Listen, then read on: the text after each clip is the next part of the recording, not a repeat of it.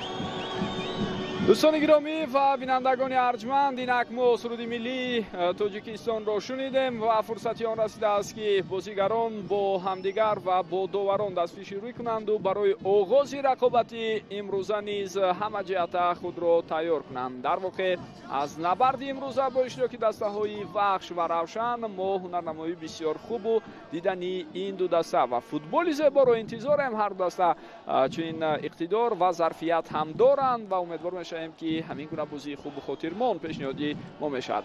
сардовари бозии имрӯза Насрулло Кабиров аз шаҳри Норак аст. довари дараҷаи ФИФА ва ба ӯ дар канорҳо хусрави сидиқзод аз душанбе ва исмоил нуралиев аз шаҳри норак кӯмак мекунанд. довари эҳтиётӣ рустам нурматов аз душанбе. дар ҳуҷраи видеодоварон гурӯҳи зерин бо роҳбарии гулмуроди садуло аз душанбе кор мекунанд. ҳамчунин ҳасан каримов аз норак ва зуҳал хуҷаназарова аз душанбе кӯмак мерасонанд.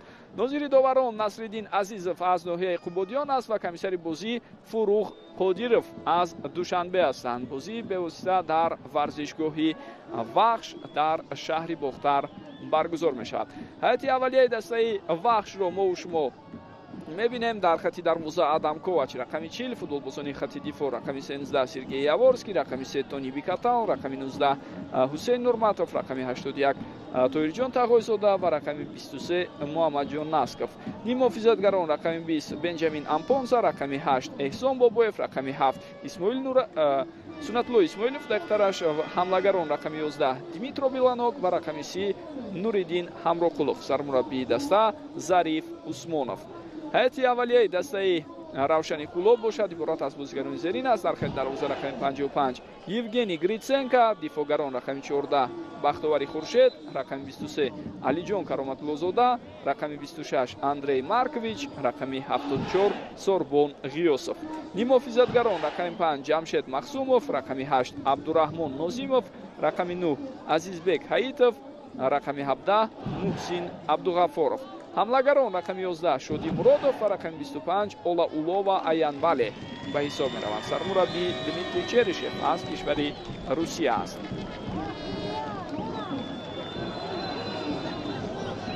бозӣ оғоз шуд. дӯстони гиромӣ, дастаи вахш бо пироҳанҳои ранги кабуд ба майдон баромадааст ва равшани кулоб бо пироҳанҳои ранги сафед вориди арсаи рақобат шуд. Олаулова Аянвале инҷо Азизбек Ҳаитов каме дуртар тӯбро аз худ раҳо кард. Ҷамшед Махсумов ба ҳар ҳол фишори бозигарони дастаи равшан инҷо таъсири худро дошт ва онҳо зуд тӯбро соҳиб шуданд. акнун баръакс мебинем. футболбозони дастаи вахш ҳаракат мекунанд ки фишор оранд ба ҳариф.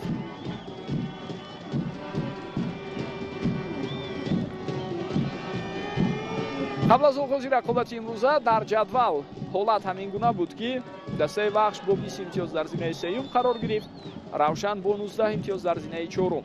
аммо ҳолати пеш аз оғози рақобатҳои даврро ба эътибор бигирем. пас вахш дар зинаи дуюм буду, равшан дар зинаи сеюм. лек бо дар назар дошти оне ки боз як бозии дигари марказӣ ва муҳим буду. дирӯз клуби марказии варзиши артиш тавонист дар баробари хуҷанд 2-1 пирӯзӣ ба даст орад.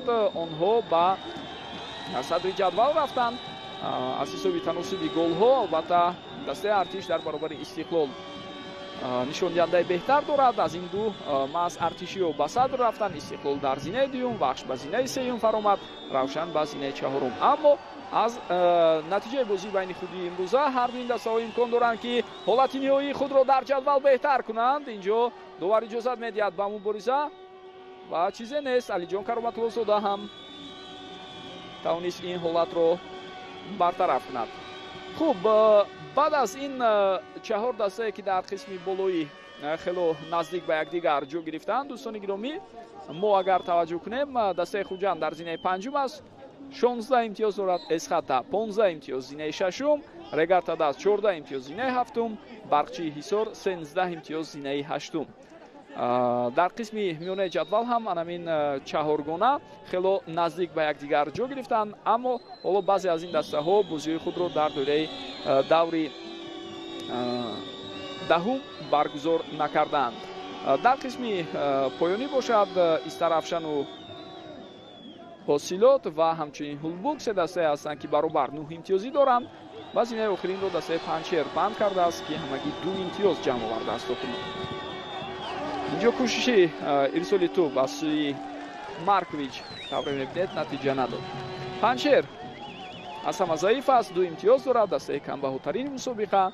Истаравшану ҳосилоту Ҳулбу гуфтем якхеланд натиҷаҳояшон ва ҷолиб аст ки дар ин давр аз миёни дастаҳои қисми поёнии ҷадвал Истаравшан ва Ҳулбук бозӣ дар назар аст. инҷо вазъияти хатарнок ва чӣ гуна имконият буд барои дастаи равшан дар оғози бозии имрӯза. Шодиҷон Муродов дар лаҳзаи қаблӣ шонс дошт ва зарбаи бо сарзадаи ӯ аз сӯи дарвозабони ҳариф бартараф шуд.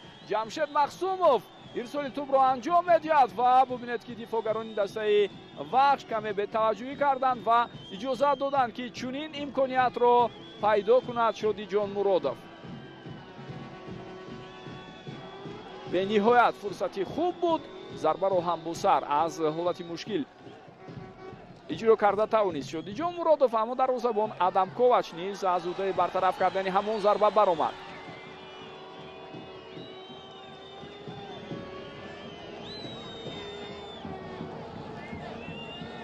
тӯб ба ихтиёри бозигарони дастаи Равшан мегузарад. дар ин ҳолат пас ба канори рост Азизбек Ҳаитов ва инҷо аллакай маълум буд ки офсайд аст барои Олауло ва Аянвале.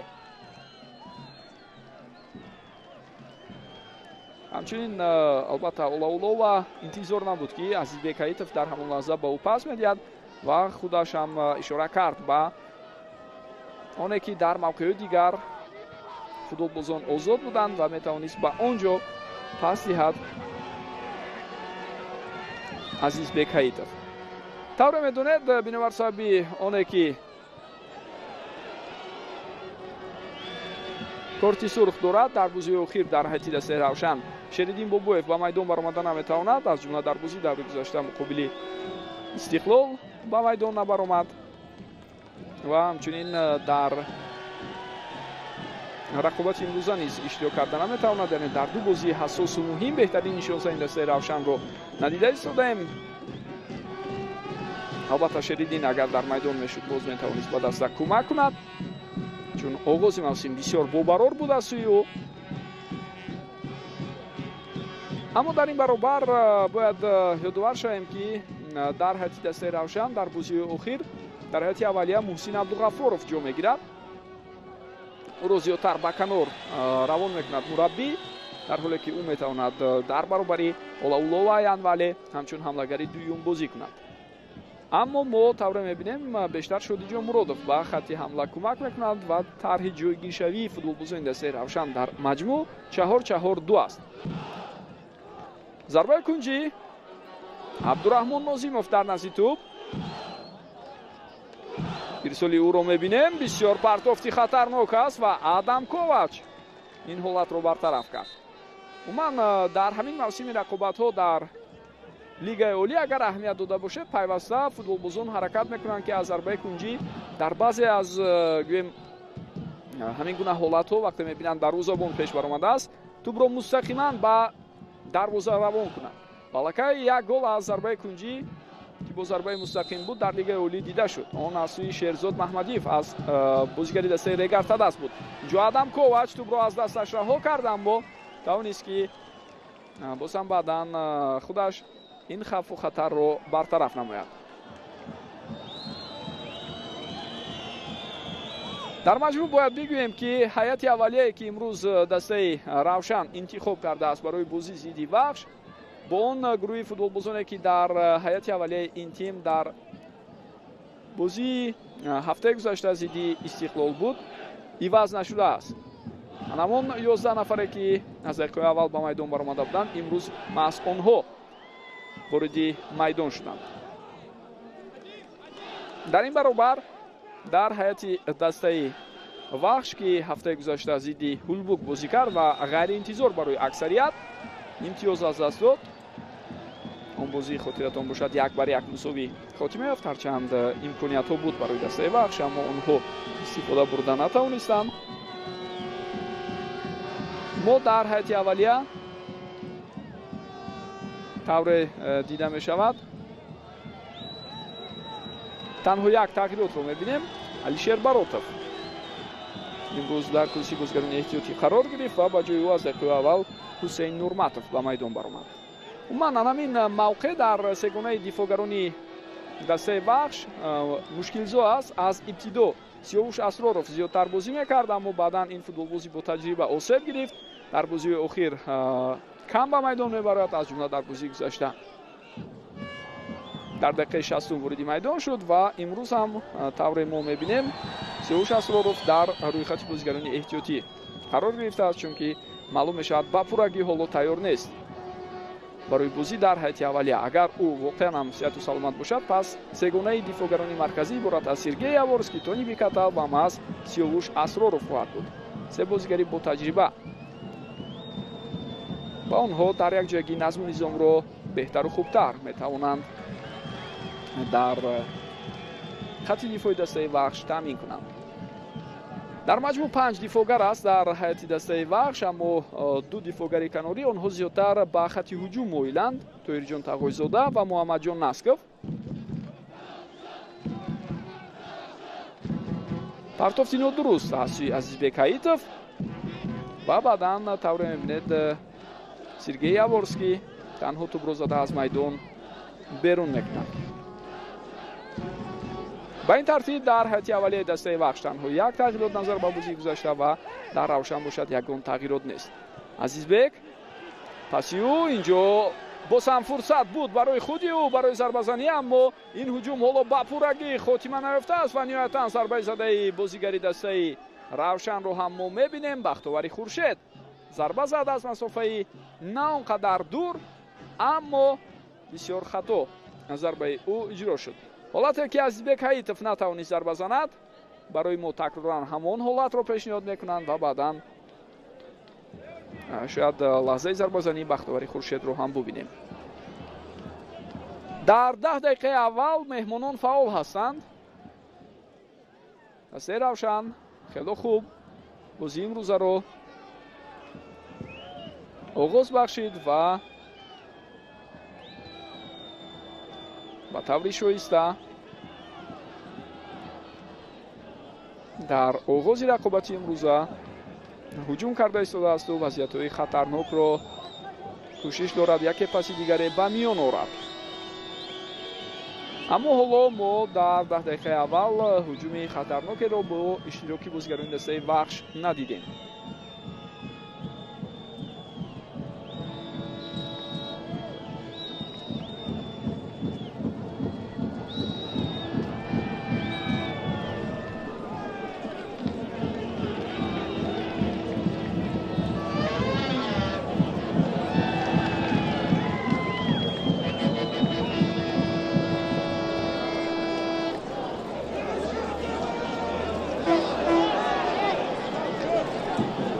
фишори футболбозони дастаи вахш дар нимаи майдони ҳариф дида мешавад. албатта прессинги чандон баланд нест аз сӯи бозигарони вахш, аммо онҳо ҳаракат карда истоданд ки наздик ба нимаи майдони ҳариф ҳатман фишор оваранд. инҷо ҳатто то ба наздикии ҷаримагоҳ акнун прессинги онҳо тӯл кашид. ва бибинед анамин гуна фишороварӣ ба чӣ оварда мерасонад. таъсири он хонохоҳ эҳсос мешавад ва тӯб аз пӯи бозигарони вахш аз майдон мазарат аз пӯи бозигарони дастаи равшан албатта аз майдон берун шуд.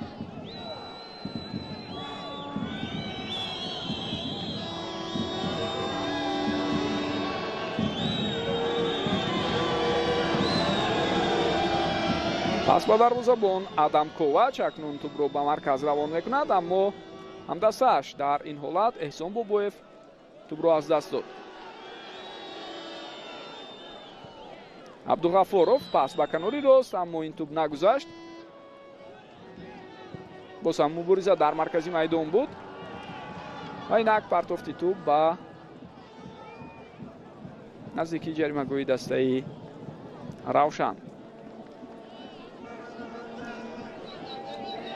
дӯстони гиромӣ, дар бораи барномаи баргузории рақобатҳои даври 10-уми лигаи олӣ бояд бигӯем ки аслан тибқи нақша рақобатҳои ин давр мебоист аз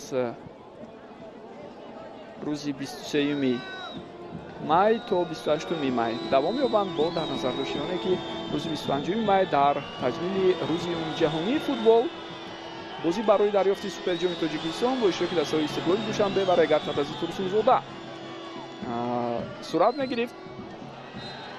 инҷо вайроншудани қоидаи бозиро мебинем ва дар воқеъ бояд бигӯем ки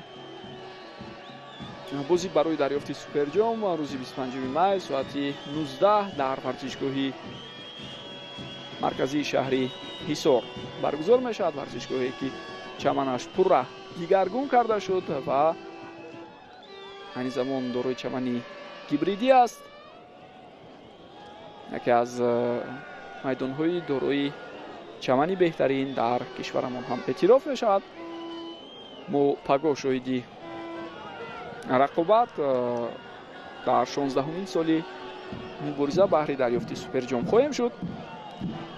аммо ба барномаи баргузории рақобатҳо дар доираи даври даҳум баъзе дигар гуниҳо ворид карда шуд. дӯстони гиромӣ, дар ин бора ҳатман суҳбат хоҳем кард.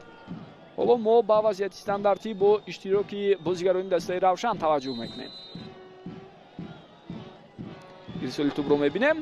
Сергей Яворский ин ҳолатро бартараф мекунад. боз ҳам тӯб ба наздиктари ҷаримагоҳ ирсол карда шуд ва Яворский дар ин гуна ҳолатҳо албатта вазъиятро хеле хуб контрол мекунад. бозигари украинӣ таҷрибаи бениҳоят ғанӣ дорад.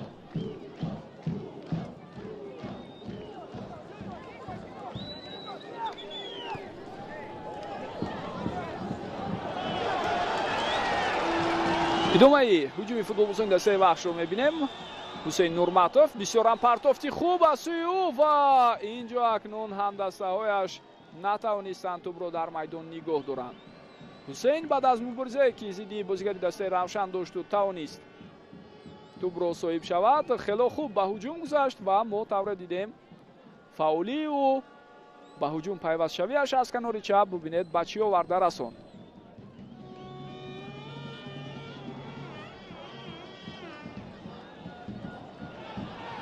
Тони Бикатал иҷозат намедиҳад ки Азизбек Ҳаитов соҳиби тӯб шавад. Бенҷамин Ампонса зери фишор хеле хуб бозӣ мекунад. ва бинед аз чунин ҳолати мушкил чӣ гуна берун шуд ӯ. вайрон шудани қоидаи бозиро мо мебинем. Абдураҳмон Озимов албатта хатои худро дарк мекунад. довар ҳам ҳамчунин ишора карда истааст ки дафъаи дигар чунин қоида вайронкунӣ метавонад ба таври дигар ҷазо дода шавад. Ториҷон Тағоизода ирсоли тӯб аз сӯи ӯ ва фурсати бисёр хуб акнун барои дастаи вахш. ва ин дуюмин имконияте буд ки онҳо тӯли 2 дақиқаи охир ба вуҷуд оварданд. ба оҳистагӣ дастаи вахш ба худ меояд. дар бозии хонагии худ муқобили дастаи равшан кӯшиш карда истодааст ки фурсатҳои голзаниро ҳам ба вуҷуд орад. аммо чӣ дар кӯшиши якум ва чӣ дар кӯшиши дуюм онҳо комёб нашуданд. аз ҷумла дар ҳолати дуюм зарбаи иҷро шуда тавре мебинед ба пуррагӣ хато буду тӯба аз майдон берун баромад.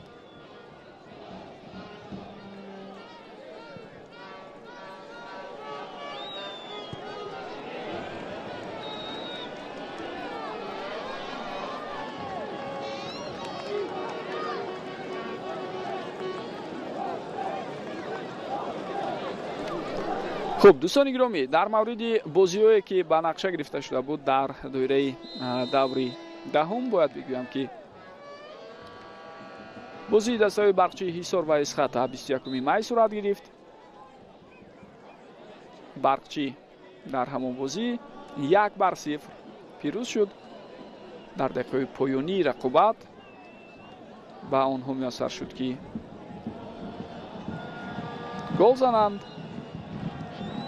дар дақиқаи 95 бозӣ Раҷабов ғалабаи дастаи Барқчиро таъмин кард.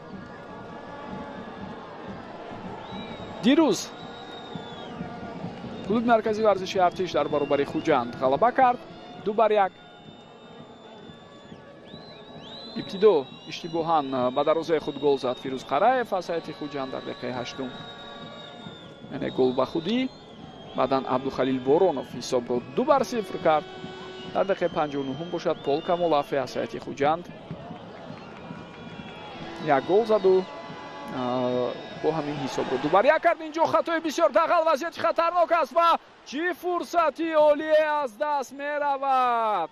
Олаулова Аянвале дар ҳамин лаҳзаи бисёр ҳам муносиб метавонист ҳисобро кушояд. таваҷҷӯҳ кунед, Насков иштибоҳ мекунад ва дидаву дониста тӯбро ба футболбози ҳариф тӯҳфа карда истодааст. Олаулова Аянвале ҳам агар аҳамият дода бошед зарбаро рост сӯи дарвоза назад, балки чунин ба назар расид ки ӯ боз мехоҳад пас диҳад шояд ба ҳамдастаи дигараш. аммо аз он вазъияти бисёр ҳам қулай ва муносиб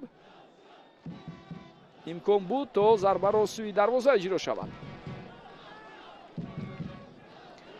хуб, дар идомаи бозиҳои ба нақша гирифташудаи даври мазкур вахш бо равшан имрӯз рақобат мекунанд. сипас ду бозии баъди рӯзҳои 28 ва 30 май сурат мегиранд, аз ҷумла ҳулбук бо ҳосилот. рӯзи 28 май бозӣ хоҳанд кард ва дастаҳои панҷшеру регартадаст рӯзи 30 май ба масофи ҳам мераванд.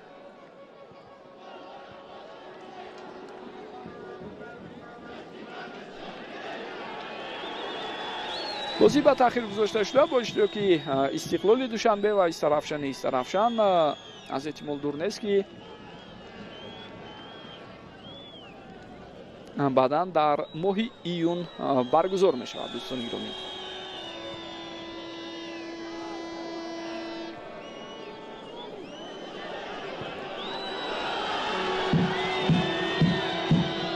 бозам фаъолии футболбозони дастаи равшанро мебинем. инҷо акнун туба аз майдон берун шуд.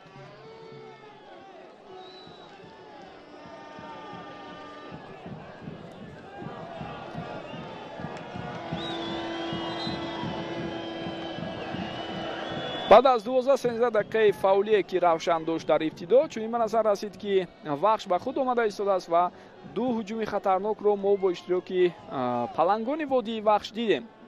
аммо баъд аз ин дигар тавре дида мешавад боз ташаббус ба дасти равшан гузашт ва фаъолии ин тим зиёдтар эҳсос мешавад дар ҳамин лаҳзаҳо.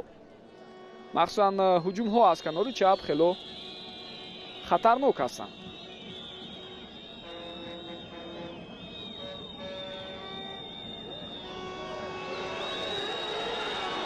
олауло ва аянвале дар ин мубориза бубинед чӣ гуна олӣ ҳаракат мекунад, аммо баъдан Тони Бикатал ба ҳар ҳол пешироҳи ӯро гирифт.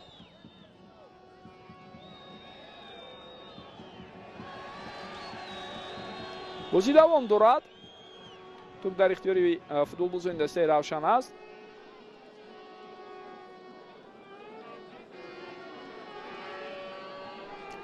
хуб, баъд аз хотимаи рақобатҳои даври мазкур дӯстони гиромӣ як муддат танаффус хоҳад буд, зеро моро дар пеш рӯзҳои фифа интизоранд ва дигар бора бозиҳо дар лигаи олӣ дар миёнаи моҳи июн идома хоҳанд кард. Димитро Биланок, фурсати бисёр хуб барои ӯ, зарба мезанад инҷо футболбози украинӣ бо пои чап ва ин зарбаи ӯ аз сӯи дарвозабони ҳариф бартараф шуд.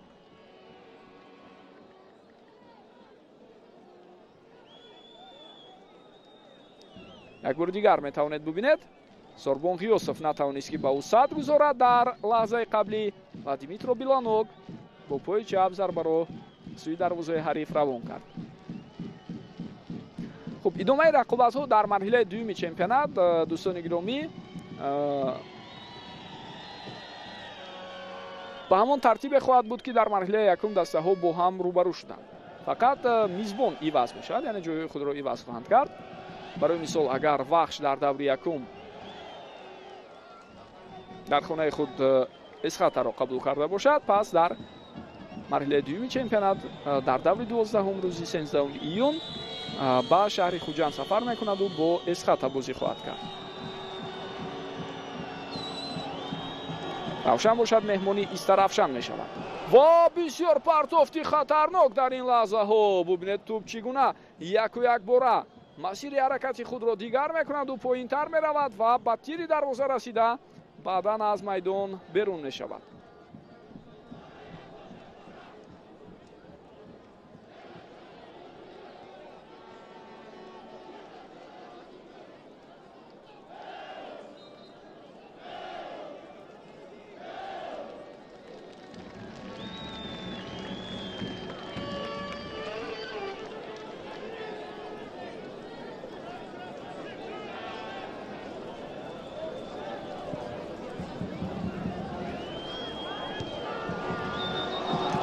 фурсати навбатӣ барои дастаи вахш барои давом додани ҳамла. инҷо фишори онҳоро мебинем.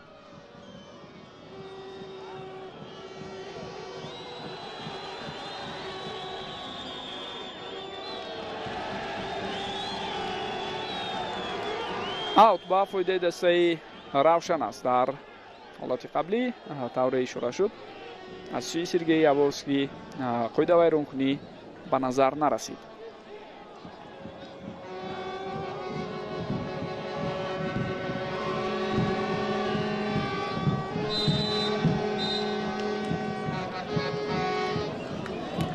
акнун бо сабаби вуҷуд доштани қоида вайронкунӣ рафти бозиро манъ мекунад довар Насрулло Кабиров. то ҳамин лаҳза бисёр хуб ҳакамӣ карда истодааст ҷараёни бозии имрӯзаро Насрулло Кабиров. воқеан ҳам ҷои ёдоварист ки яке аз беҳтарин доварон дар футболи кишвар ба ҳисоб меравад. таҷрибаи ғанӣ дорад. дар арсаи байналмилалӣ муҳимтар аз ҳама бозиҳои зиёдеро ҳакамӣ кардааст Насрулло Кабиров. ва тавре мо мебинем дар мавсими мазкур аз ҷумлаи довароне аст ки хело дар сатҳи баланд кор карда истодааст дар бозиҳо Насрулло Кабиров ва бештар дар бозиҳои муҳим низ бехато фаъолияти ӯро мебинем. рисоли навбатии тӯб аз сӯи Олауло ва Оянвале ба канори муқобил буд, аммо онҷо ҳамдастааш ҳузур надошт то ин ки тӯбро соҳиб шавад.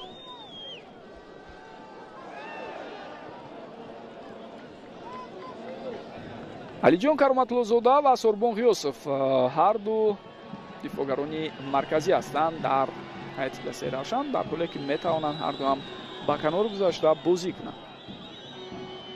вале бо дар назар дошти он интихобе ки мураббӣ дорад, маҳз ба онҳо бештар эътимод кардааст дар нақши дифоъгарони марказӣ. як зарбаи дигар аз масофаи дур дар ин ҳолат натиҷа надод. ба тавре мо дидем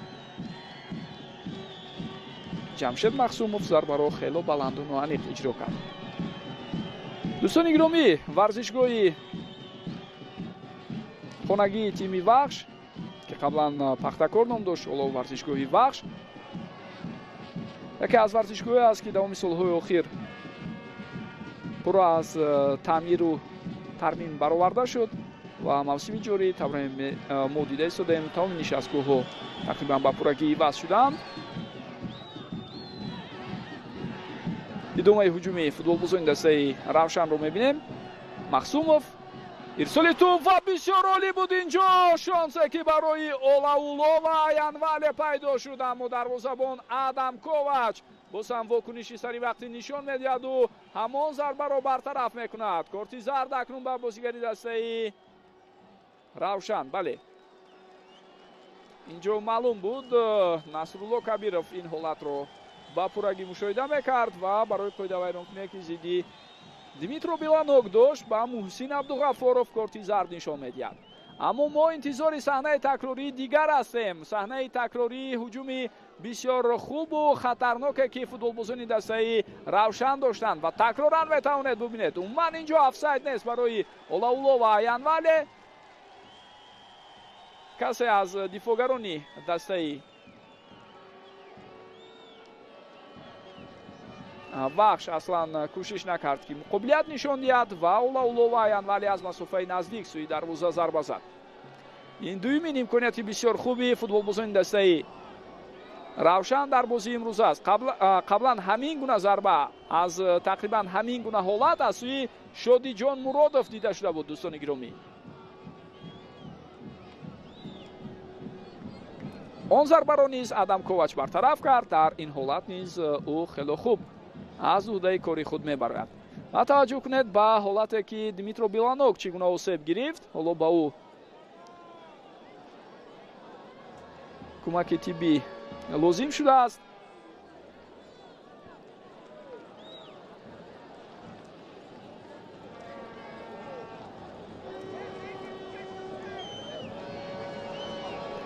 аз фурсат истифода бурда бозигарони ҳар даста хуб об менӯшанд. тавре гуфтем баъзе обу ҳаво каме гармтар ҳам ҳаст.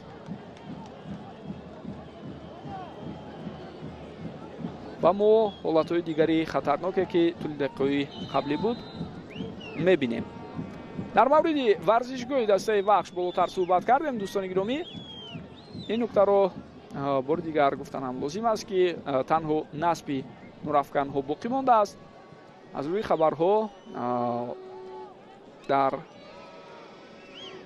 вақтҳои наздиктарин нурафканҳо ҳам насб мешавад ва варзишгоҳи хонагии дастаи вахш имкон пайдо мекунад бозиҳоро махсусан дар чунин фасли бисёр гарм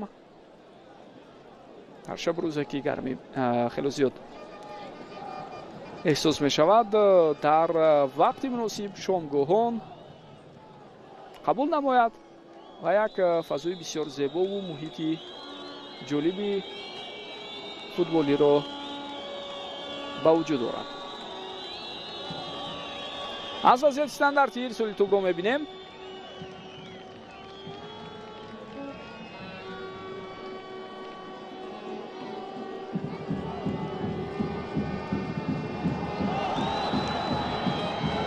инак боз як партофти дигар, аммо ин ҳолат ҳам тавре мебинед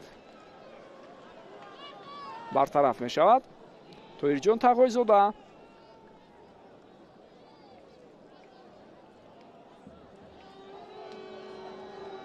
акнун аз зарбаи кунҷи тӯбро ба бозӣ медарорад. ирсоли ӯ ин ҳолат бартараф шуд.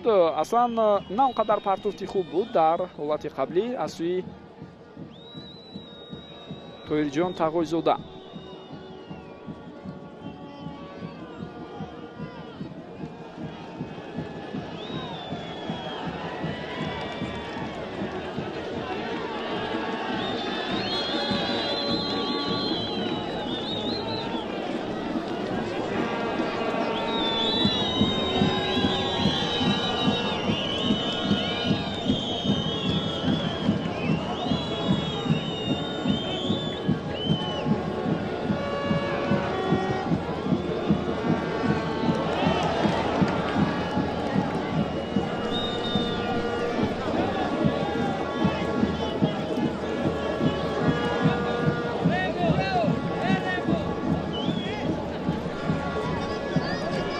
ҳарду ин дастаҳо дӯстони гиромӣ ҳолатҳое буд ки гӯем ғайриинтизор барои худ имтиёзҳоро аз даст доданд.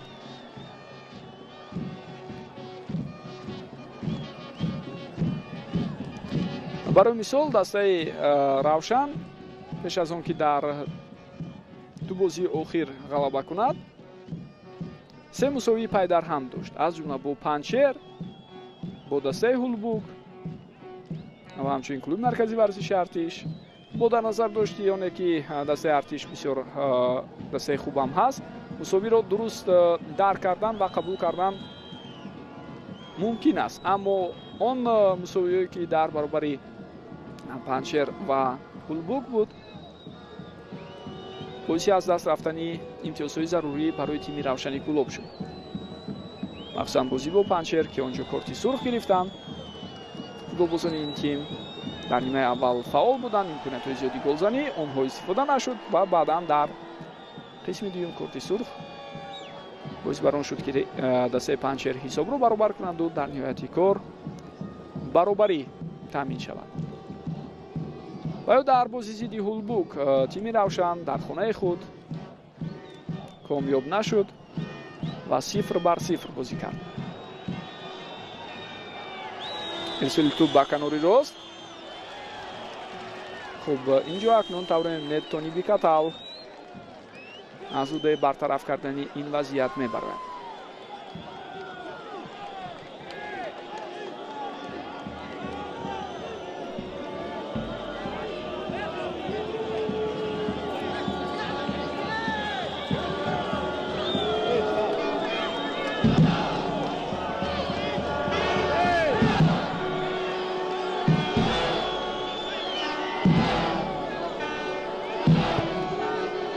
ирсоли тӯб аз вазъияти стандартӣ. инҷо фурсат пайдо мешавад барои бозигарони дастаи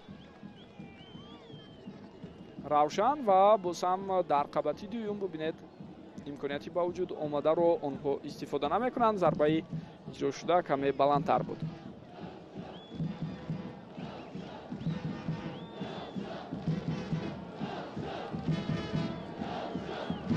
умуман аз тоифаи бозиҳое ки бисёр натиҷаи гӯем дардноку аламоваре дошт барои Равшан дар оғози мавсими кунунӣ бохт зидди Эсхатаро бисёриҳо ёдовар мешаванд, чун Эсхата як нафар кам дар баробари Равшан комёб шуда буд.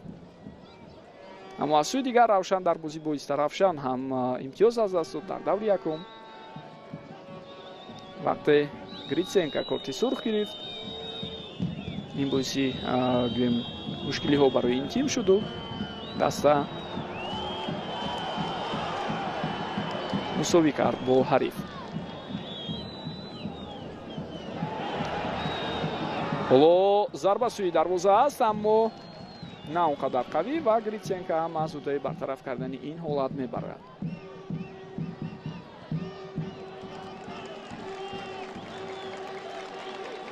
умуман дар 10 бозии қаблӣ Равшан 5 ғалаба, 4 мусовӣ ва 1 бохт дорад. таносуби голҳояш 13-6.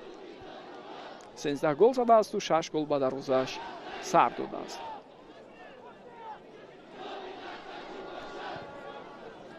то кунун ягона дастае ки дар лигаи олӣ бохт надорад, ин дастаи Вахш мебошад.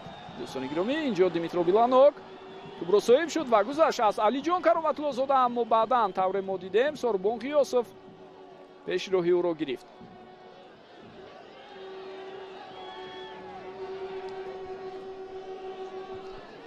дастаи Вахш дар бозиҳои қаблӣ 5 ғалаба ва 5 мусовӣ дошт. вале дар 3 бозии охир агар мо таваҷҷӯҳ кунем, Вахш ягон ғалаба надорад. аз ҷумла бо Барқчии Ҳисор, бо Истиқлоли Душанбе ва ҳамчунин бо Ҳулбук онҳо мусовӣ карданд. мусовӣ бо Барқчӣ аз он ҷиҳат аламовар буд ки онҳо 2 бар 0 пешсаф буданду дар охир имкон доданд ки ҳариф ба бозӣ баргардаду ҳисоб 2 бар 2 шавад, яъне ба ҳариф имкони камбек карданро доданд. хуб бо Истиқлол ҳунарнамои хуб буд дар қисми аввал, аммо дар нимаи дуюм Истиқлол нисбатан бартарӣ дошт. ва ҳамчунин зидди Ҳулбук бозии даври гузашта дар ҳамин майдон 1 бар 1 баробар ҷамъбаст шуд. ва ҷои ёдоварист ки Ҳулбук дар ҳамон бозӣ хело ҳунарнамои хубу арзанда нишон дод. махсусан собиқ футболбози дастаи Вахш Хайриддин Турахонов ки дар ҳайати дастаи Ҳулбук бозӣ мекунад, хело хуб ҳунарнамоӣ кард ва гол ҳам зад ҳамон футболбоз. паси навбатӣ ба канори рост идомаи ҳуҷумро мебинем. Маркович ирсоли тӯб аз сӯи ӯ натиҷа намедиҳад. Азизбек Ҳаитов тӯбро ба Маркович гузошт. инак ирсоли тӯб ва боз ҳам дифоъгарони дастаи Вахш тавонистанд ҳолатро бартараф кунанд. Димитро Биланок пас медиҳад ба ҳамдастааш Нуриддин Ҳамроқулов. мо имрӯз ӯро то ҳамин лаҳза хело кам дар хатти ҳуҷум фаъолиятшро дидем. ирсоли тӯб аз сӯи ӯ ба канори муқобил ва инҷо бубинед ин партофт хато иҷро мешавад. Сунатулло Исмоилов наметавонад ки сари вақт ба тӯб расад. албатта барои ӯ низ мушкил буд дар ҳамон ҳолат. хуб даъват мекунанд боз ҳам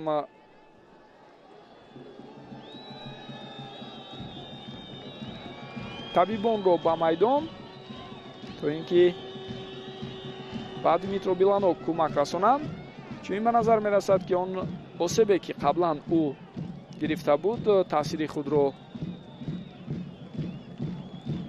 гузоштааст ва ин футболбоз ҳоло бори дуюм дар қисми якуми бозӣ маҷбур мешавад ба кӯмаки тиббӣ муроҷиат кунад.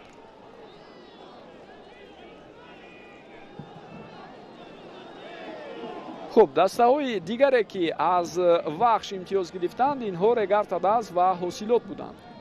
ҳарду ин дастаҳо мусовӣ карданд бо тими Вахш. махсусан бозие ки Вахшу Регар Тадаз дар варзишгоҳи марказӣ доштанд бисёр ҷолибу диданӣ ва баробар сурат гирифт.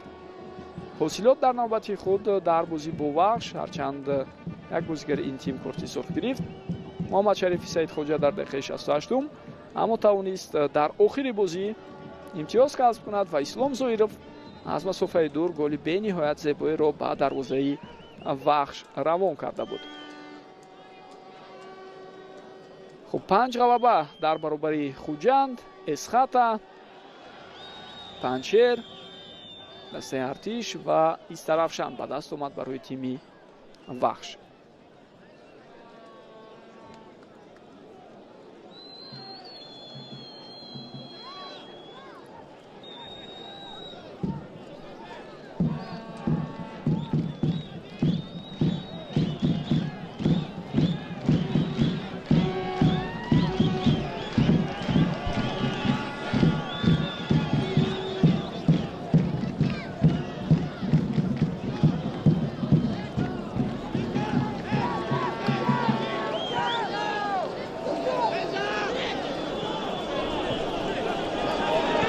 маркович на кӯшиши ӯ барои пас додан натиҷа намедиҳад, аммо худи ӯ баргашт, боз ҳам тӯбро ба ихтиёри ҳамдастаҳояш баргардонд. футболбозони дастаи равшан аз нав кӯшиш мекунанд ки ба ҳамла гузаранд.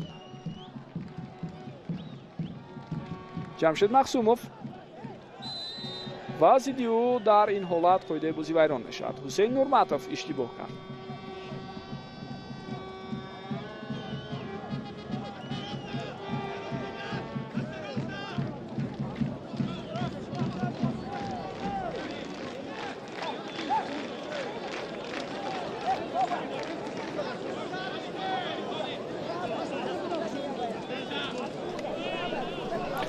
тавре ба назар мерасад дмитрий черишев пайваста аз ҷои худ боло мешаваду ба бозигарони худ дастуру супоришҳо медиҳад, маслиҳатҳо медиҳад.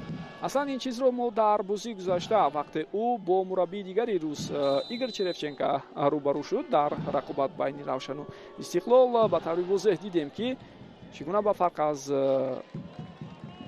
ҳамтои худ ва ҳамватанаш ки бори аввал ба ҳайси мураббии онҳо маҳз дар тоҷикистон рӯбарӯ шуданд, фарқ мекард дар тарзи роҳбарӣ, дар сухангӯӣ аз марзи майдон ва ҳамчунин дар додани дастуру супоришҳо ба футболбозон. аз чеҳраи ӯ, аз суханҳояш, аз ҳаракатҳояш маълум аст ки пайваста ҳамроҳи бозигарон аст. инҷо як футболбози дастаи равшан дар замин хобида буд, аммо аз ҷои худ бармехезад. бозӣ давом дорад. аз канори рост гузариши исмоилов натиҷа надод.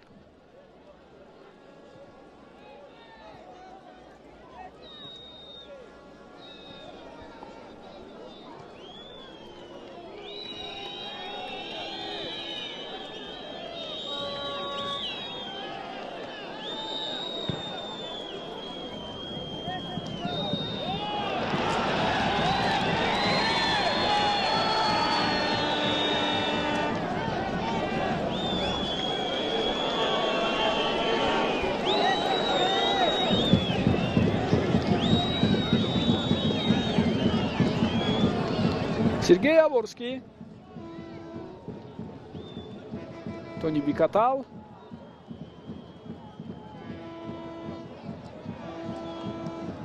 ирсоли тӯб ба сӯи ӯ. хуб, ҳамла давом меёбад. тӯб дар майдон боқӣ монд. ҳусейн нурматов талош карда истодааст ва инҷо бозигарони дастаи равшан тавонистанд тӯбро аз ҳариф гиранд. пас ба марказ муҳсин абдуғаффоров, идомаи ҳаракатҳои ӯ ва аз дур зарба мезанад ин футболбоз, аммо сергей яворский тавонист ҳамон ҳолатро бартараф кунад. муборизаи бисёр ҷиддӣ дар маркази майдон. абдураҳмон нозимов ҳаракат кард дар ду ҳолат то пешироҳи бозигарони дастаи равшанро бигирад, аммо ба ӯ мушкил буд. дӯриҷон тағоизода, димитро биланог,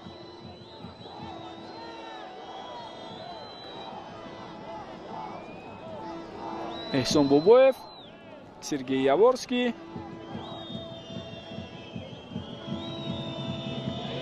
ва иштибоҳи навбатии бозигарони дастаи вахш. инҷо имконияти хубе метавонад пайдо шавад. алиҷон кароматуллозода бевосита ба ҳуҷум пайваст мешавад. паси ӯ ба канори чап. дар ин ҳолат акнун ирсоли тӯб натиҷа надод ва бо ҳамин ба дифоъгари дастаи вахш муяссар шуд ки пешироҳи ин ҳамларо бигирад. то ҳамин лаҳза дар рақобат бо иштироки ин ду даста мо баробариро дида истодаем. дӯстони гиромӣ, баробарӣ дар ҳисоб аст. Албатта аз ҳисоби имкониятҳои хуби голзанӣ бошад, аз ҳисоби фоизи тӯбдорӣ ҳам ҷоин ба назар мерасад, ки дастаи Равшан андаке фаъолтар аст ва андаке беҳтарам ҳаст.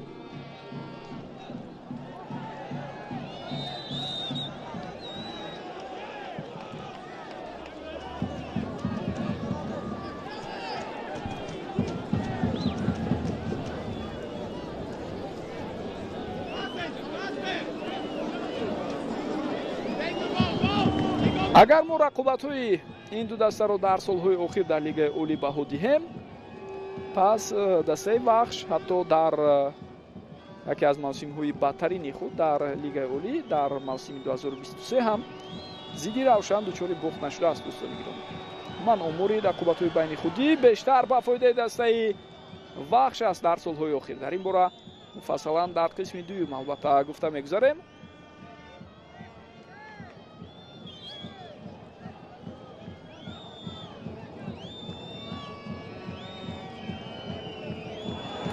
фурсати хубе метавонист пайдо шавад, аммо дертар. Сунатулло Исмоилов дарк кард, ки ҳамдастааш чӣ мехоҳад дар ҳамон лаҳза. хуб, Сунатулло Исмоилов ҳарчанд дар тарзи графикии ҷойгиршавии бозигарони дастаи Вахш дар саҳифаи расмии ин тим ҳамчун так муҳоҷим нишон дода шудааст, яъне нафаре, ки баъд аз ду ҳамлагари марказӣ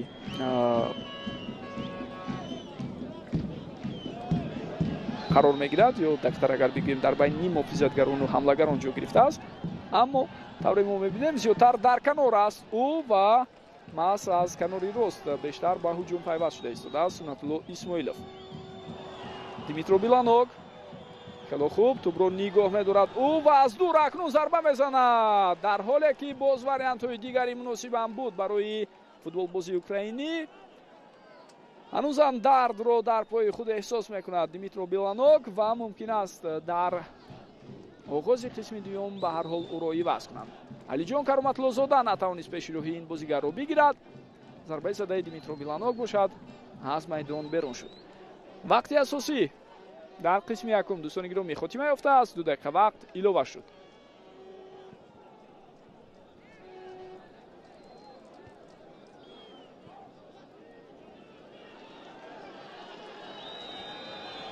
Махсумов аз ӯ тӯбро гирифтан, аммо тӯб ба назди Азизбек ҳаитов омад ва дар ин ҳолат ирсоли тӯб аз сӯи Азизбек каме нодуруст иҷро мешавад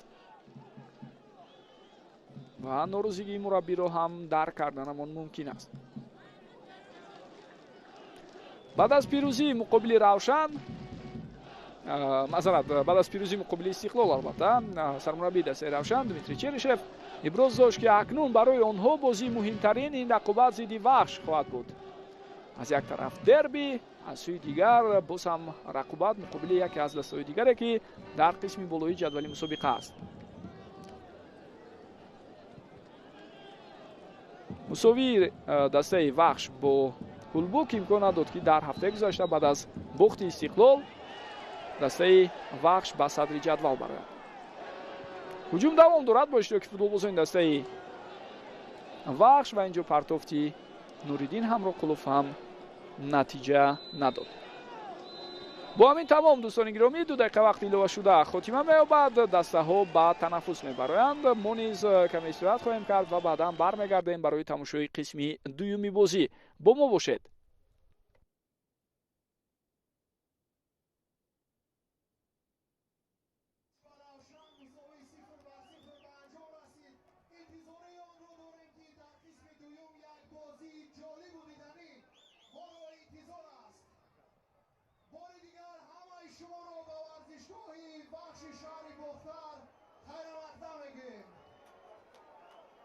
روز جهانی فوتبال مبارک.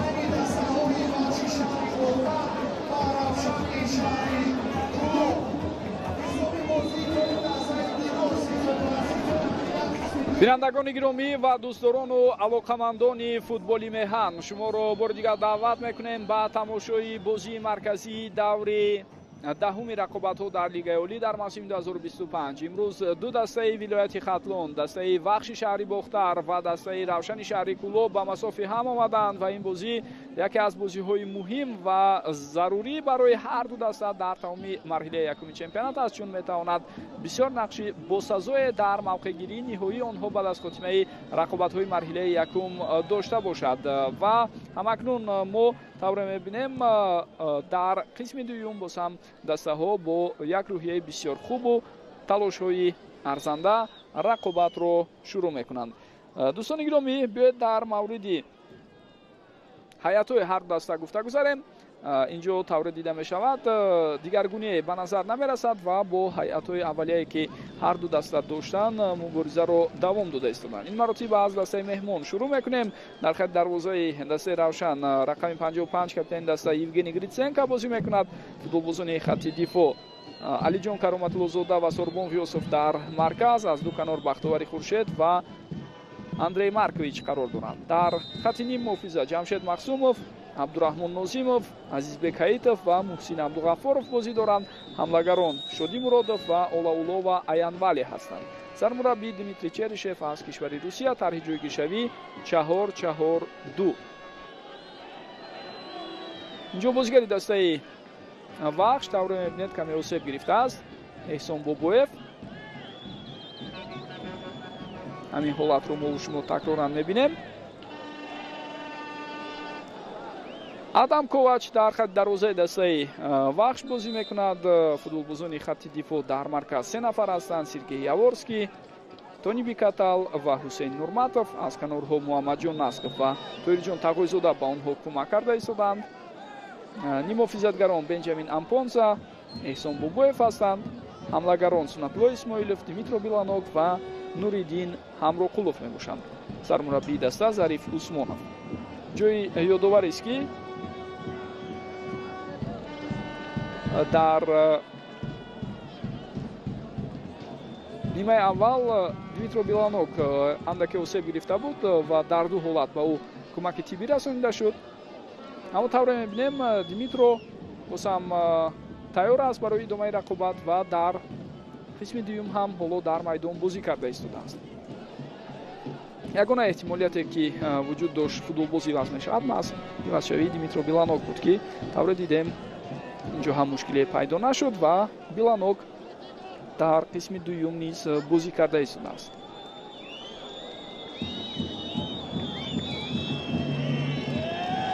тӯбравои бисёр хуб аз сӯи футболбозони дастаи Равшан. идомаи ҳамла инҷо Сергей Яворский қоидаи бозиро вайрон мекунад. Насрулло Кабиров сардовари бозии имрӯза дар ҳолати мазкур қоида вайронкунии Сергей Яворскийро ба эътибор гирифт.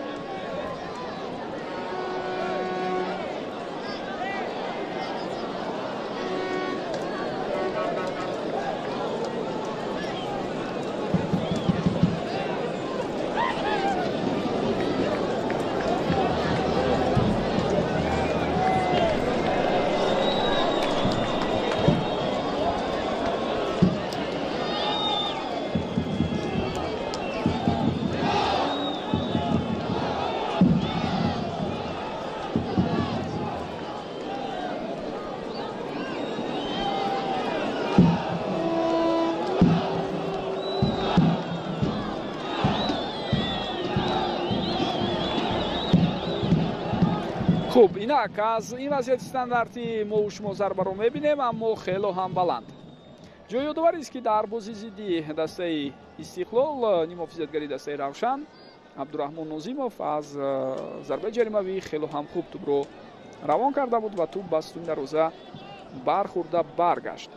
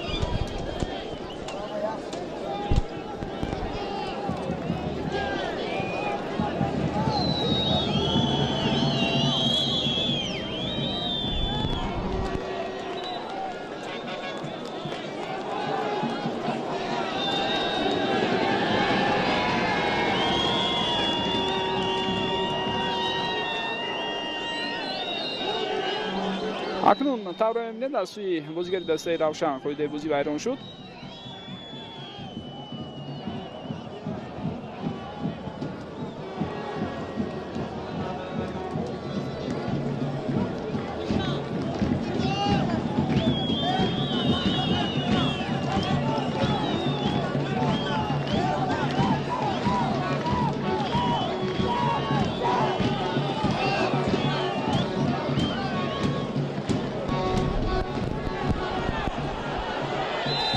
ва боз ҳам як мавриди дигаре ки қоидаи бозӣ вайрон шуда истодааст. ин маротиб тавре мо дидем ҷамшед мақсумов қоидаи бозиро вайрон кард ва тони бикатал ишора бар он дорад ки довар метавонист дар ин гуна ҳолат футболбози ҳарифро бо баргаи зард ҷазо диҳад.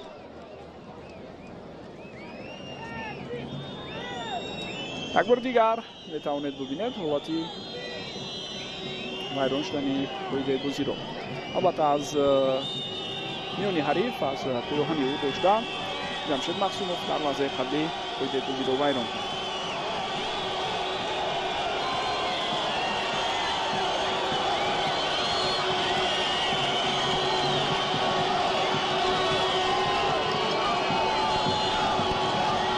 масофа дуртар аст, аммо талош ба фикрам барои иҷрои зарбаи рост ҳатман хоҳад буд.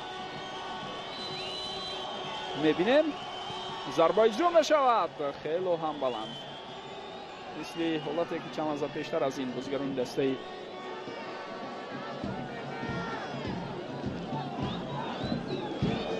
равшан доштанд ва онҷо ҳам зарбаи баланду ноаниқ буд. дар ин ҳолат низ мо ҳамин гуна вазъиятро дидем.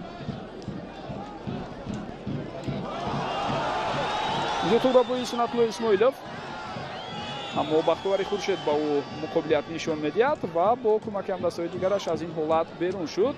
фишори футболбозони дастаи вахш хело хуб ба назар мерасад дар ин лаҳзаҳо. Нуриддин Ҳамрокулов пас ба қафо, бозигарони дастаи вахш тӯбро дар ихтиёри худ нигоҳ медоранд. боз як ирсоли дигар ба канори рост, аз инҷо акнун партофт ба канори муқобил, вале тӯб аз майдон берун нашудааст. ҳоло ба бахти бозигарони дастаи вахш ҳоло ҳам фурсат ҳаст то онҳо ҳуҷумро давом диҳанд. имрӯз дар варзишгоҳи марказии шаҳри бохтар, дар варзишгоҳи вахш арена, тавре мо дида истодаем дӯстони гиромӣ хело мухлисони зиёд аз шаҳри кӯлоб ҳам ташриф оварданд. дар ин ҳолат тавре дида мешавад Азизбек Ҳаитов хело асабӣ аст. қоидавайронкунӣ аз сӯи ҳамин футболбоз ба эътибор гирифта шуд, аммо ҳамзамон бо ин Азизбек Ҳаитов ишора дорад ки аз сӯи ҳариф низ қоидаи бозӣ вайрон шуда буд.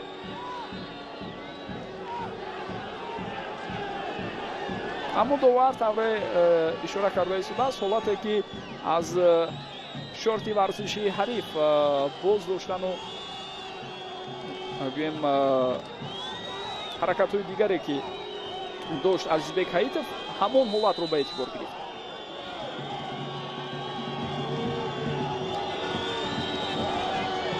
аз вазъияти стандартӣ ирсоли тӯбро мебинем. инҷо акнун зарба иҷро шуда тавре дида мешавад ноаниқ буд. Муҳаммадҷон Насков зарба зад.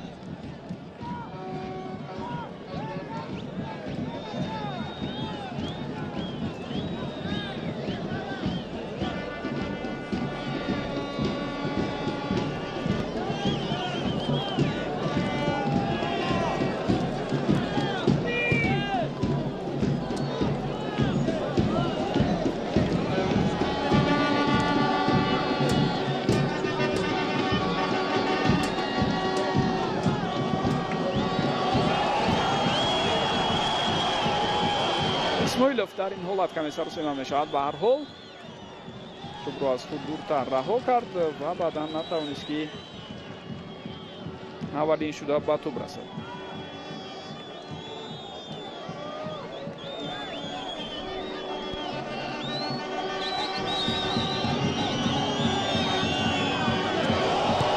бенҷамин Ампонса ва талошҳои ӯ низ дар ҳолати қаблӣ натиҷа надод. умуман оғози қисми дуюм аз сӯи дастаи вахш хело фарқкунанда аст назар ба он бозие ки дар қисми якум онҳо нишон доданд. дар ибтидои қисми аввали бозӣ тавре мо шоҳид шудем бештар дастаи равшан фаъол буд ва аллакай дар 10 дақиқаи аввал ҳуҷуми хатарноку шонси беҳтаринро ҳам дар ихтиёр доштанд ки Шодиҷон Муродов истифода бурда натавонист. Баъдан боз як имконияти бисёр хуб барои бозигари дигари дастаи равшан ба миён омад ки аз масофаи наздик мо зарбаи задаи ӯро дидем ва дар ҳамон ҳолат ҳам дарвозабон Адам Ковач бисёр хуб ҳунарнамоӣ кард. зидди Олауло ва Аянвале дар ҳолати қаблӣ аз сӯи Ҳусейн Нурматов қоидаи бозӣ вайрон шуда буд ва барои ин қоида вайронкунӣ ба ӯ корти зард нишон дода мешавад. як бори дигар метавонед бубинед.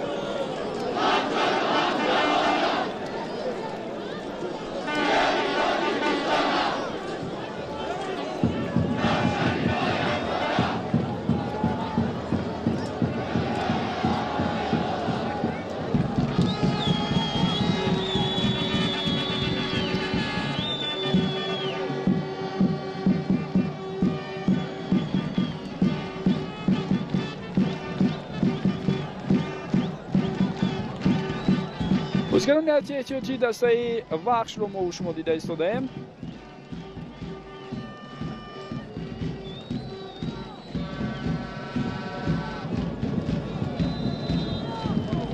хуб аз қатори бозигарони бо таҷрибаи даста худоидод Узоқов ҳамчунин Фатулло Фатуллоев ҳоло тамринҳоро давом дода истоданд.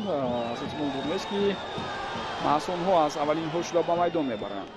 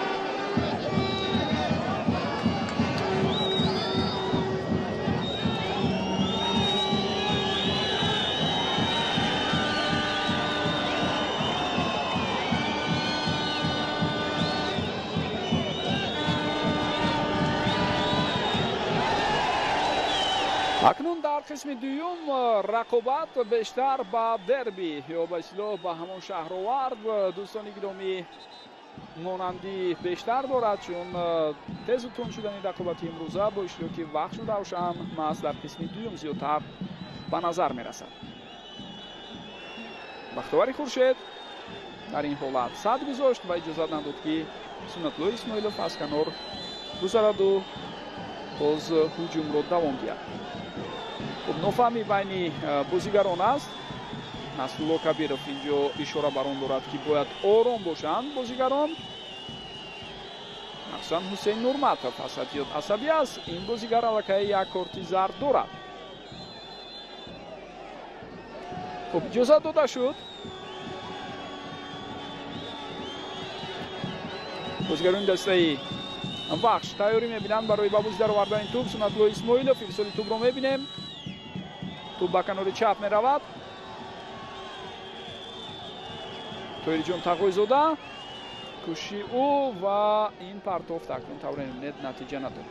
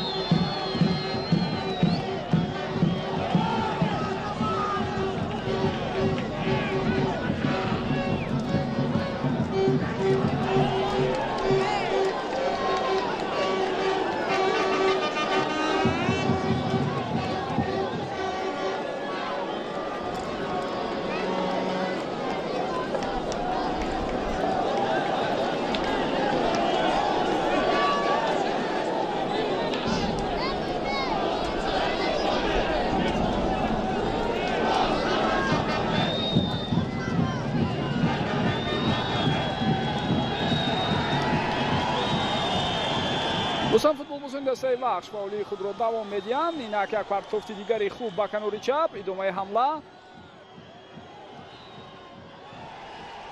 хуб довар иҷоза дода истодааст ба чунин муборизаҳо. ту ба ихтиёри футболбозони дастаи вахш баргашт. эҳсон бобоев пас медиҳад ба муҳаммадҷон насков. идомаи ҳамларо мебинем. сунатулло исмоилов дар мубориза бо бахтовари хуршед комёб нашуд. олаулова аянвале бошад дар навбати худ дар алоҳидагӣ наметавонад зидди бозигарони зиёди вахш комёб гардад. бозам рафти бозиро довар манъ мекунад ба хотири қоидавайронкуне ки ин лаҳзаҳо дида шуд.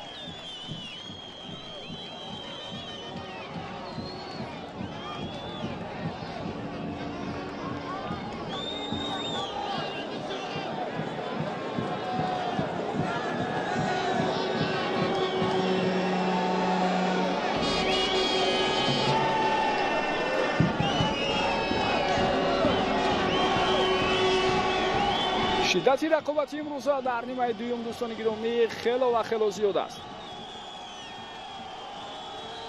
ва дар навбати худ бозигарони дастаи вахш ҳам аз мухлисон тарафдорони худ хоҳиш карда истоданд ки фаъол бошанд дар варзишгоҳ.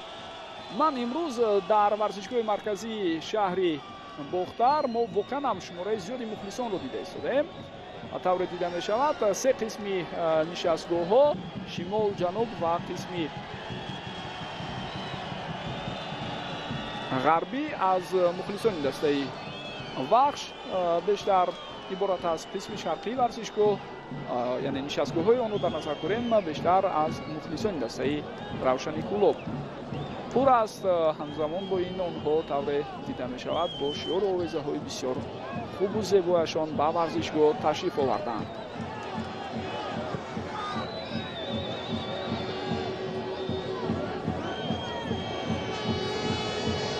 азизбек ҳаитов инҷо ҳаракатҳои нодуруст аз сӯи ӯ дида шуд ва баъдан қоидаи бозиро ҳам вайрон кард. аммо ҳуҷум ки давом дошт, довар аз ин сабаб рафти ҳамлаи футболбозони дастаи вахшро боз надошт. шодиҷон муродов, аммо азизбек ҳаитов барои он қоида вайронкунӣ ки чанд лаҳза пештар аз ин дошт ҳатто метавонад баъдан корти зард ҳам бигирад. эҳсон бобоев тубро ситонид аз ҷамшед мақсумов ва ҳуҷуми навбатии дастаи вахшро мебинем тавассути канори чап. тоҳирҷон тағоизода пас медиҳад. инҷо фурсат пайдо намешавад барои бозигарони дастаи мизбон. аммо ҳар тубе ки ба маркази майдон баргардонда мешавад аз сӯи футболбозони дастаи равшан бубинед чӣ гуна дар бозёфти он бозигарони дастаи вахш фаъол ҳастанд. партофти навбатӣ ба канори чап. як бозигари дастаи равшан ҳоло дар замин хобидааст ва ба ӯ кӯмаки тиббӣ лозим аст. инак маҳз бозигари дастаи равшан тубро аз майдон берун кард то ин ки ба ҷамшед мақсумов кӯмаки тиббӣ расонида шавад. инҷо медонед ба ҳар ҳол андаке бархӯрд байни эҳсон бобоев ва ҷамшед мақсумов буд.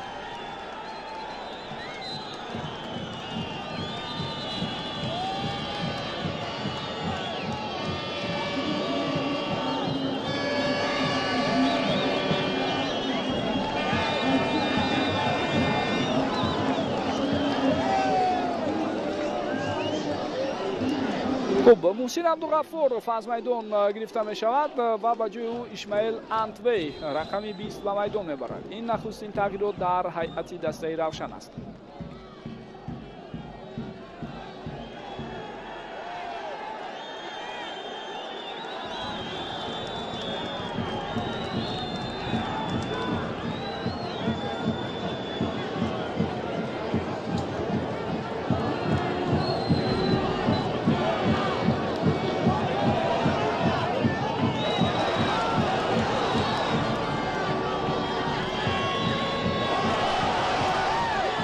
ҳамлаи футболбозони дастаи вахш инҷо хотима меёбад. сунатулло исмоилов ҳарчанд норозӣ аст, аммо маълум аст ки дар ҳолати қаблӣ тӯба аз пои ӯ аз майдон берун шуд. сунатулло ҳарчанд ишора бар он дошт ки мумкин қоида вайронкунӣ ҳам буд дар ҳамон лаҳза. خب دوستان گرامی، دو تغییرات در حد دسته وحش باید صورت گیرد. برای برآمدن به میدان ابوبکر سلیمانوف و همچنین فتح‌الله تغییر دیده ایستادند. اینک از میدان گرفته می شود سنت‌الله اسماعیلوف و به جای او ابوبکر سلیمانوف به میدان میبرد. همچنین به جای تویرجان تقوی‌زاده فتح‌الله وارد میدان می شود.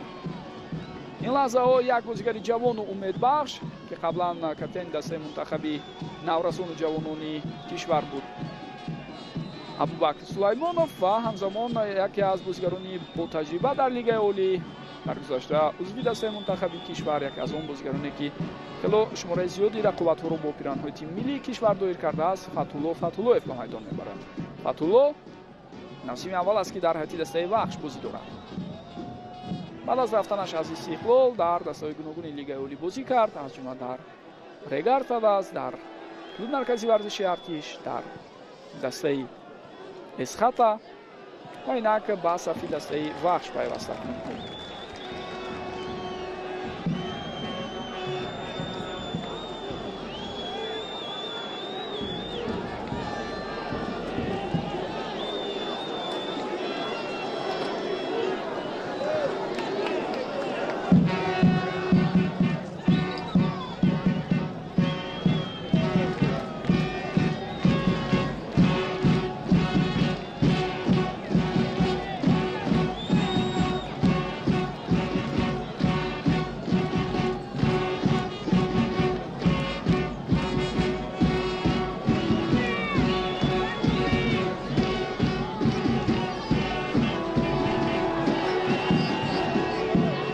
پیشروی این حمله دسته روشن بازم گرفته شد.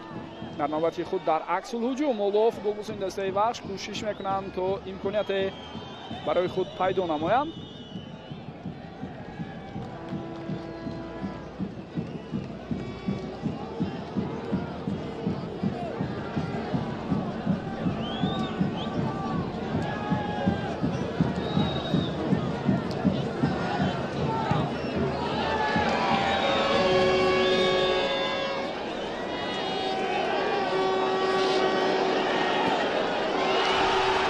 فرصتی بسیار خوب، ضربه رو میبینیم اما این حالت برطرف میشد و همچنین داوری کناری اشاره بر آن دارد که در لحظه قبلی آفساید بود.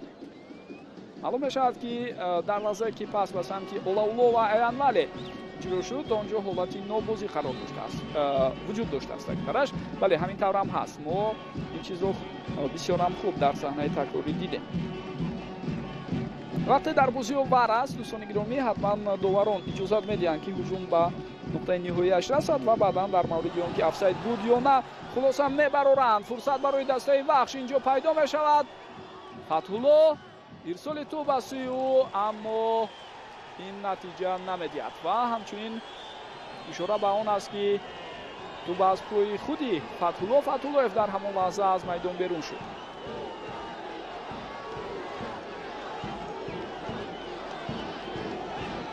خیلی حرکت‌های خوبی داشت در کنار فتح‌الله اما کامیاب نشد از بکایتوف و اینجا یاورسکی پیشروی او را میگیرد.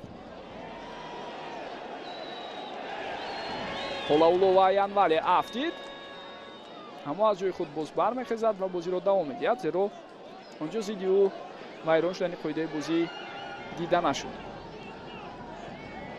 امپونسا ابوبکر سلیمانوف اینجا باز هم یاورسکی توپ رو به خود سلیمانوف میخواست برگرداند اما توپ از پهلوی ابوبکر گذشت. اسماعیل انتوی پاسی او به کنار نتیجه نداد.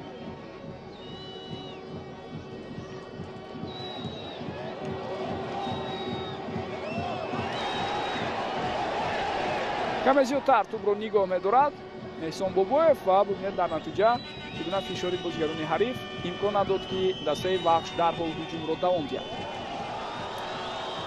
در قسم دوم ما طور می‌بینیم دسته روشن نسبتاً ضعیف‌تر بازی دارد.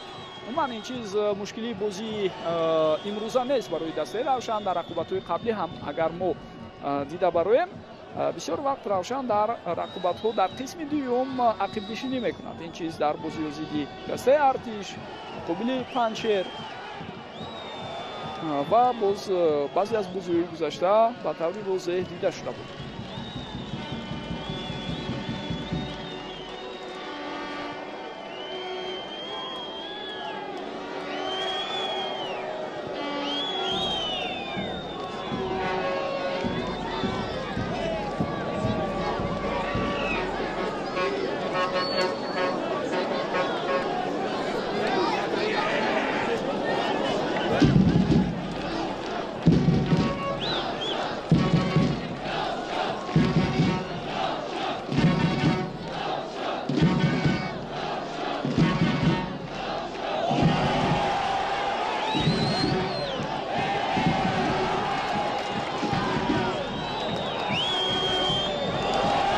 خیلی زیبا بازی دارند فوتبالبازان دسته وحش در همین محدوده که بود.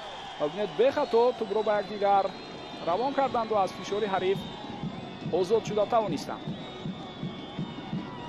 حساسیت البته تا ثانیه‌های پایانی رقابت باقی خواهد ماند. قطع نظر از اونه که در دوام 10-15 دقیقه بعدی چی رویدادهای اتفاق میافتد. زیرا شهرآوردی ولایت ختلان یکی از بازی‌های جالب‌ترین و دیدنی‌ترین در رفت موسم در لیگ اولی است و این دو دسته هم مهمیت و جالبیت بازی امروزه را خیلی خوب درک میکنند و پیوسته حرکت میکنند که نتیجه ضروری را به دست آورند و با آن طبع مخلصان خود را شاد کنند. بختیار خورشید پس به اسماعیل انتوی اینجا توپ را از خود دورتر رها کرد این فوتبال باز، اما به هر حال بعدا اشتباهش را جبران کرد.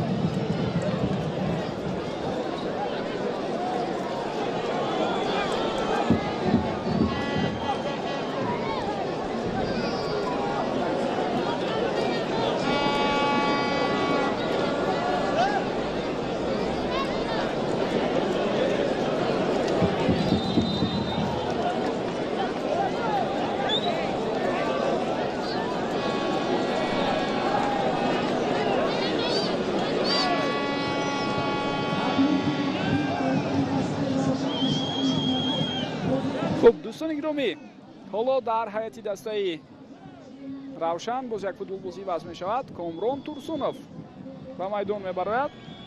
بازیگر دیگری با تجربه که قبلا عضو تیم ملی کشور بود. این لحظه ها وارد میدان می شود تا باز هم بعد دسته روشن در ادامه رقابت امروز کمک رساند.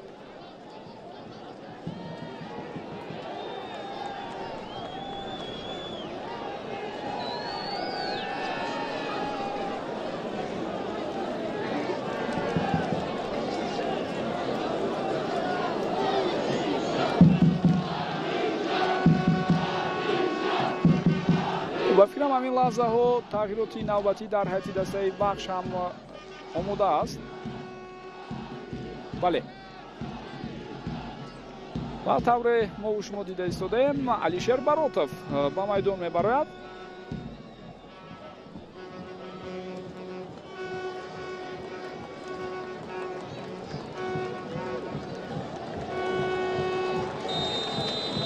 حسین نورمتov جای خود را به علیشیر براتov میدهد. این تغییرات اصلا در داومی چند بازی قبلی نیز به همین ترتیب صورت میگیرد. بازی بودن برعکس علیشیر براتov در حالت اولیه قرار داشت و بعدا حسین نورمتov به میدان میبرآمد، اما وقتی اخیر برعکس این حالت رو ما دیده ایستادیم، یعنی زیادتر از حسین نورمتov در حالت اولیه جا میگیرد.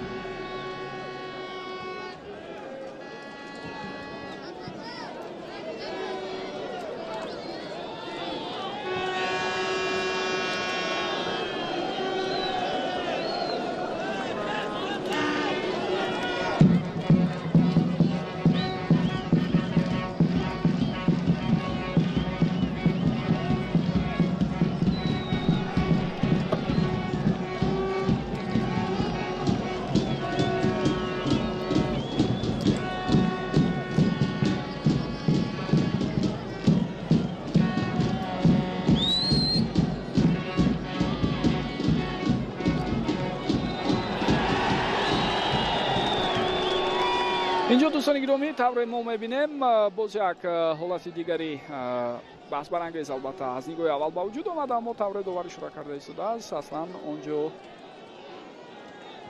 پیش از اون که اولاولو و ایان ولی بیافتد بیرونشتنی خویده بوزی دیده شده بود.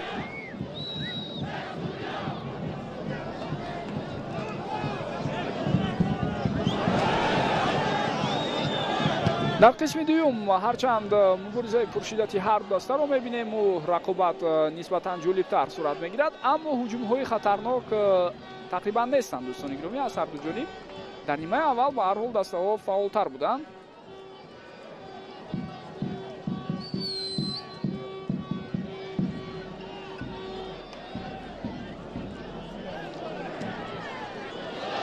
در واقع دوستان گرامی باز هم جوی یادآوری است که روی فن کلوب مخلصانی دسته روشنی کلوب که با نام شیرانی کلوب معروف هستند خیلی زیاد بر بازی سفری میروند. در بازی خانگی که عموما یکی از بهترین نشان دهنده ها از دسته روشنی کلوب است. مثلا در بازی گذاشته با استقلال حسب معلومات رسمی بیش از 17,000 غیر رسمی بیش از 20,000 مخلصان به ورزشگاه تشریف آورده بودند. اینجا دروازه با گریتسنکا این حالت رو برطرف کرد و در بازی امروز هم ببینید آنها بیش از 100 کیلومتر مسافت را طی کرده آمدن به مرکز ماموری ولایت ختلون و شهری باخته تا اینکه دسته روشنی کلوب را دستگیری کنند. از این جهت البته این دسته خیلی فعال و ارزنده است.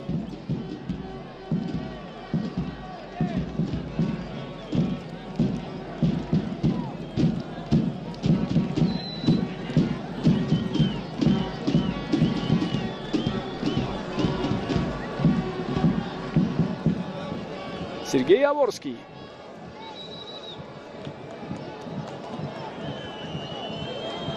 پرتافتی بسیار هم خوب از سوی او به کنار چپ توپ رو در میدان نگاه می‌دارد فتولوف، اما در ادامه نمیتواند که هجوم رو دوام دهد.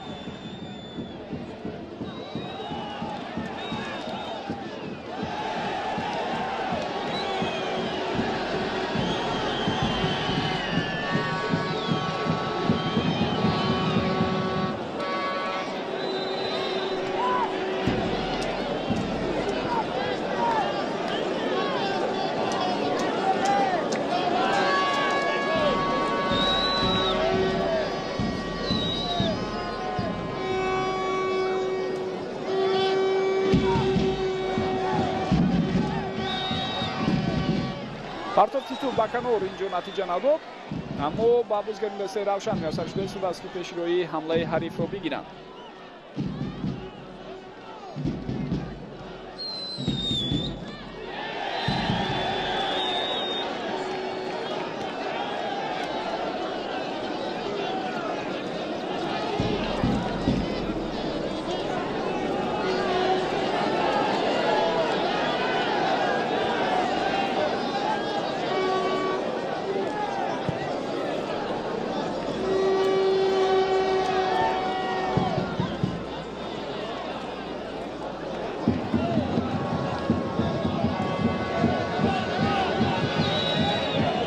خیلی خوب در مرکز میدان اینجا ببینید بازیگران دسته روشن چگونه توپ رو از حریف ستانیدند.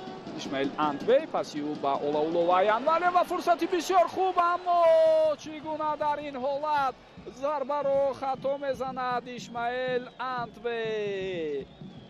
فرصتی بهترین برای او پیدا شد و خیلی افسوس هم میخورد بعد از ضربه خطای خود بازیگری مذکور. اما در واقع اگر بگیریم در همان لحظه ضربه رو بسیار خطا زده بود بازیگری مذکور. همدیگر فهمیش با حملهگری مرکزی اولاولو و ایانولی بسیار خوب بود.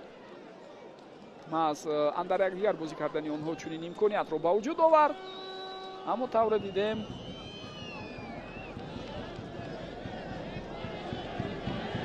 در همون لحظه ضربه زده اسماعیل انتوی خطا رفت.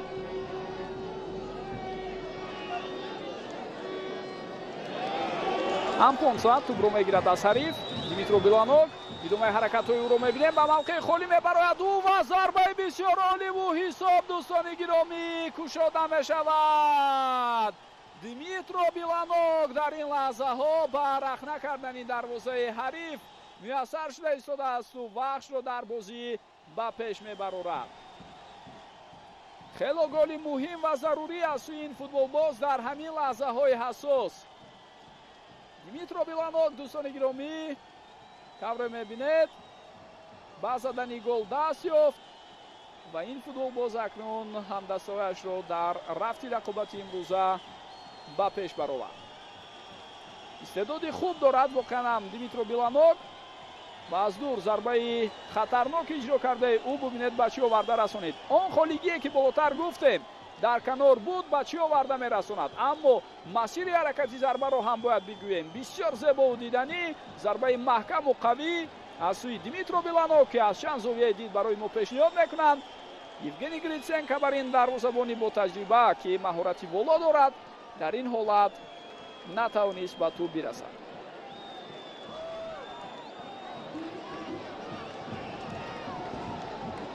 Димитро Биланок айни замон дар қатори беҳтарин нишонзанҳои лигаи олӣ қарор дорад, дӯстони гиромӣ, аммо дар бозиҳои охир агар мо аҳамият диҳем, Димитро Биланок гол надошт дар ҳисоби худ.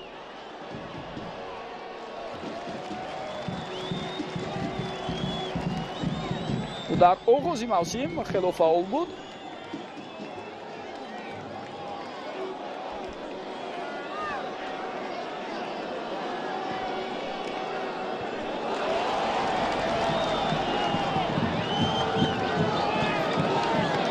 ба охирин бозие ки гол зад, ин рақобат муқобили дастаи Панҷшер буд. Яъне 5 давр пештар аз ин дубл карда буд дар ҳамон бозӣ футболбози мазкур ва инак баъд аз 5 бозие ки дар онҳо гол назад, аз ҷумла ба дарвозаи дастаҳои Артиш, Истаравшан, Барқчӣ, Истиқлол ва Ҳулбук, Димитро Биланок боз ҳам ба задани гол даст меёбад.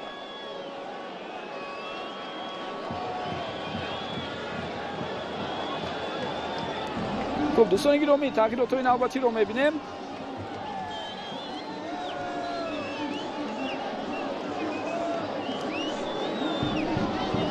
در حیاتی دسته بخش دو فوتبالبازی وضع می‌شود. نوریدین همراقولوف رو از میدان مربی می‌گیرد. با جای او رقم 77 سعید شوبوزورов می‌براید. همچنین باز یک دفاعگر دیگری قامت بلند با رقم 68 شهزاد давлатов وارد میدان می‌شود. اکنون سرمربی دسته بخش ظریف عثمانов از حالا برای مکمل کردن و قوی کردن خط دفاع توجه کرده ایستاده است. خب شهزاد давлатов با جای محمدجان نسکов وارد میدان میشه. محمدجان که بیشتر در کنار بازی میکند، قوی زیاد صرف میکند، البته کلو خسته و افدار هم هست در همین لحظه ها. در حتی دسته روشن هم دو نفر عوض می شوند و طور ما می بینیم با جای بازیگری رقم 5 جمشید مقسوموف باید با میدان براید. аудри یولا زپاتا رقم 44 و همچنین حملگر امیرجان سفرов هم دوستان گرامی وارد میدان شد و طول چند دقیقه بعدی او برای نجات دادن دسته روشن از باخت در بازی سفری مقابل وحش تلاش خواهد کرد.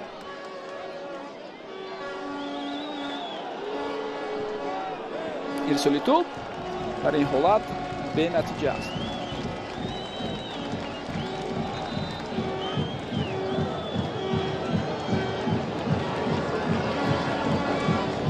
تاکنون ایلهام баротов аз Истаравшан, Нуриддин Ҳамроқулов аз Вахш, Пол Камолафе аз Хуҷанд ва Фримпонг аз Регартадас бозигароне буданд ки 4 голи доштанд ва ба қатори масалан 5 голи доштанд ва ба қатори онҳо имрӯз Димитро Биланок ҳамроҳ шуд. шумораи голҳои ӯ низ ба 5 та расид.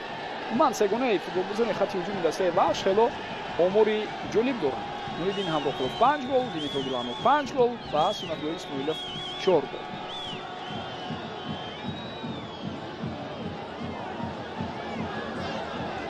тӯб аз майдон берун мешавад.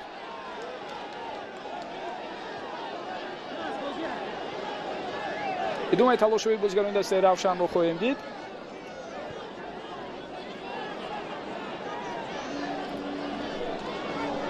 ва дар мавриди он омори бозиҳои солҳои охир ки бо иштироки ин даста буд чун ёдовар шудем. Равшан, дӯстони гиромӣ, дар бозиҳои охир муқобили Вахш дар Лигаи Олӣ ғалаба надорад. охирин пирӯзии онҳо 10 июли соли 2021 буд. дар ҳамин майдон 1-0. ин танҳо бозиҳои Лигаи Олӣ дар назар аст, дӯстони гиромӣ. дар бозиҳои ҷом, агар хато накунам, 2 сол пештар аз ин дар соли 2023 комёбии Равшан буд муқобили Вахш.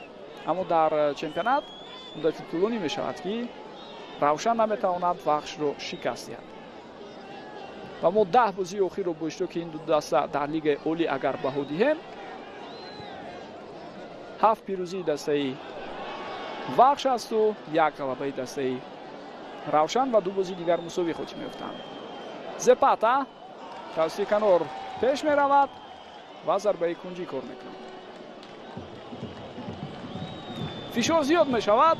Равшан албатта фаъол хоҳад буд. Равшан талош мекунад то дар ин бозии ҳассосу муҳим ки муборизаи аслӣ барои пешсафӣ дар Лигаи Олӣ аст, имтиёз аз даст надиҳад. имконияти бисёр хуб барои Аудри Йола Зепата, аммо зарбаи ӯро дарвозабон Адам Ковач бартараф карда истодааст.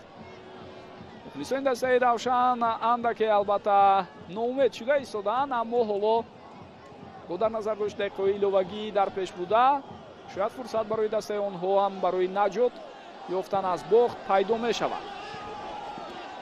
ин футбол аст, дӯстони гиромӣ. метавонад ҳолатҳое ба миён ояд ки дар чанд сония, масалан дар поёни рақобат, бисёр чиз иваз шавад. ва дар навбати худ боз ҳам ёдовар мешавем ки Вахш дар мавсими гузашта муқобили Равшан дар ҳамин майдон 3-0 дар марҳилаи якуми чемпионат рӯзи 15 май ғалаба карда буд. Мваненго 2 гол зад ва Турахонов 1 голи дигар. бозии марҳилаи дуюм дар майдони хонагии дастаи Равшан бошад. рӯзи 6 октябр бидуни гол 0-0 ҷамъбаст шуд. Биланок тӯбро нигоҳ медорад. ҷаиши Алиҷон Кароматуллозода дар лаҳзаи қаблӣ натиҷа надод. Саидшо Бозоров ба канори муқобил рисоли тӯбро равон кард. вақти асосии, дӯстони гиромӣ, хотима ёфт. 6 дақиқа вақт илова шуд. хело хуб. Фатулло Фатуллоев гузариши ӯро мебинем. боз ҳам аз футболбози дуюм мегузарад дар ин ҳолат, меафтад. хуб, довар чӣ ишора мекунад? чизе нест мегӯяд Насрулло Кабиров, аммо ҳамзамон бо ин аз дарвозабон хоҳиш карда истодааст ки саросема нашавад барои ба бозӣ даровардани тӯб. хуб, ҳаракат бо даст аз сӯи Зепата дида шуд дар ҳамон лаҳза. дар навбати худ бозигарони дастаи Вахш, масалан онҳое ки дар гурӯҳи бозигарони навбатпой ҳастанду дар нимкати бозигарони захиравӣ, ишора бар он доранд ки мухлисон фаъолтар шаванд. аммо тафтиши ҳамон ҳолат аз ҳуҷраи видеодоварон маълум кард ки ягон қоида вайронкунӣ нест. Комрон Турсунов ба зарбаи ӯ инҷо натиҷа намедиҳад.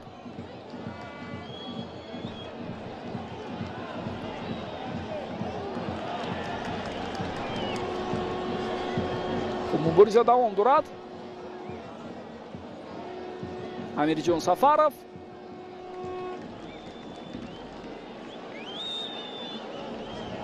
зуд тӯб ба бозӣ дароварда шуд. Абдураҳмон Нозимов пас ба қафо. Сорбон Ғиёсов, Ишмаил Антвей тӯбро аз даст дод. инҷо акнун Эҳсон Бобоев ба канори чап тӯбро равон мекунад. Абубакр Сулаймонов, ин футболбози ҷавон бо вуҷуди талошҳои худ комёб нашуд ва тӯбро дар майдонам нигоҳ дошта натавонист. хуб, лаҳзае ки мо шумо дидем чӣ гуна ҳассосу муҳим буд. Бенҷамин Ампонсаро бубинед чӣ гуна олӣ мубориза мебарад ва маҳз тӯбрабоии ӯ боиси роҳандозии ҳамлаи футболбозони дастаи Вахш шуду онҳо дар дақиқаи 83 бозӣ тавонистанд ба дарвозаи ҳариф гол зананд. акнун дар ҷадвали онлайн дӯстони гиромӣ маҳз дастаи вахш ба зинаи якум баромад бо 23 имтиёз. равшан ба зинаи чаҳорум поин фаромадааст, 19 имтиёз дорад.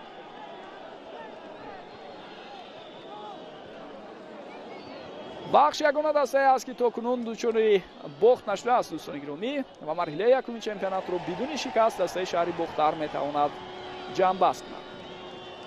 фоидавайронкунӣ буд муқобили шодиҷон муродов.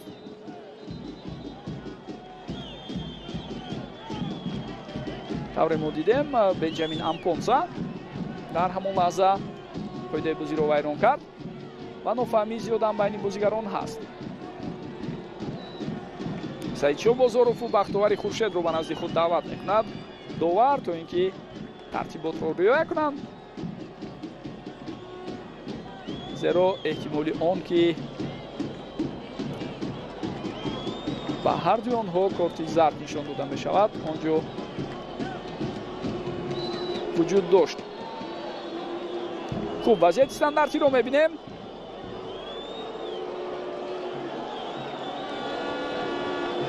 абдураҳмон нозимов дар назди тӯб метавонад бевосита зарбаро рост сӯи дарвозаи ҳариф равон кунад.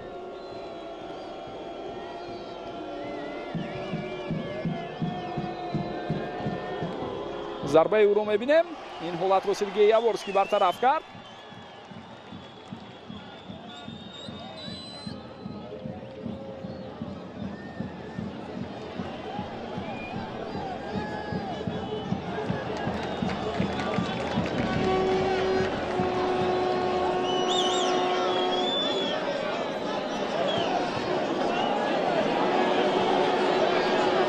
Запата ирсоли навбатии тӯб ба сӯи ӯ, аммо бенатиҷа.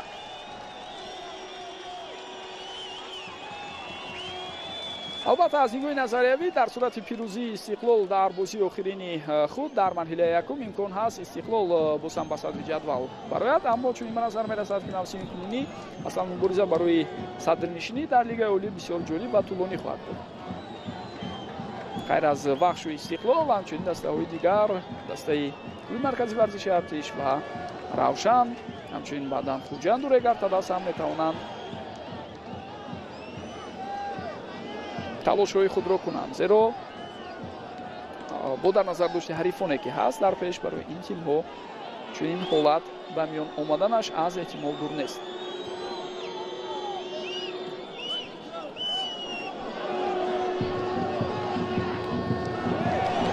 بعد از این طوره گفتیم تنفس خواهد بود برای یک مدتی طولانی و دسته وخش بازی آینده خود را 13 ایون مقابل اسخط در سفر دایر میکند. روشن باشد 14 ایون مهمانی دسته استرافشان میشود. بازی بعدی خانگی وخش روز 20 ایون در همین میدان ضد خوجند خواهد بود. روشن باشد در نوبت خود 21 ایون در خانه‌اش اسخط را قبول میکند. بازیگران دسته روشن توپ را به خود برمیگردانند. هر چیز زودتر تلاش‌های نوبتی خود را باید کنند برای رهایی از بخت، اما برای راه اندازی هجوم‌ها و با وجود آوردن وضعیت‌های خطرناک آنها خیلی تأخیر کرده ایستادند در این لحظه‌ها. عموما 6 دقیقه وقت ایلوه شده الکی خاتمه یافت، اما با در نظر داشت حالت‌هایی که از این 6 دقیقه وقت ایلوه شده یک مقدار دقیقه البته تلف یافته بود، آنها را هم دوباره جبران میکند. گریتسنکا و تمام صدای اشتکی دوبار بلند می شود. نصرالله کبیرов از انجام بازی مرکزی دوری دهمی لیگ اولی ما و شما را خبردار میکند. در شهرآورد و یا در دربی ولایت ختلان با اشتراک بازیگران دسته های وخش شهری باختر و روشن شهری کولوب ما طوره میبینیم دسته وخش کامیاب میشود در خانه خود 1-0 و سلسله بازی های بسیار خوب و با برار خود را مقابل روشن در میدان خانگیش دوام میدهد.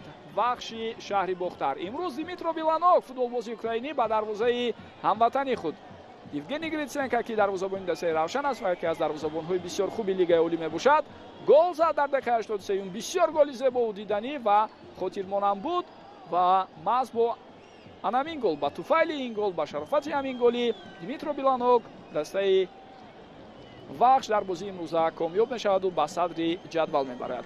تمامی طرفداران و مخلصان دسته бахшро бо ин комёбӣ табрик мегӯем ба мухлисону тарафдорони равшан. дар бозии баъдӣ бурду зафар ва комёбии нав ба навро орзумандем. дар хидмати шумо буд чораи парвизи маҳмадамин бо ҷамъи ҳамкоронаш аз варзишгоҳи марказии шаҳри бохтар, аз варзишгоҳи вахш арена. то дидорҳои дигар сеҳатманду комёб бошед дӯстони гиромӣ. хайр.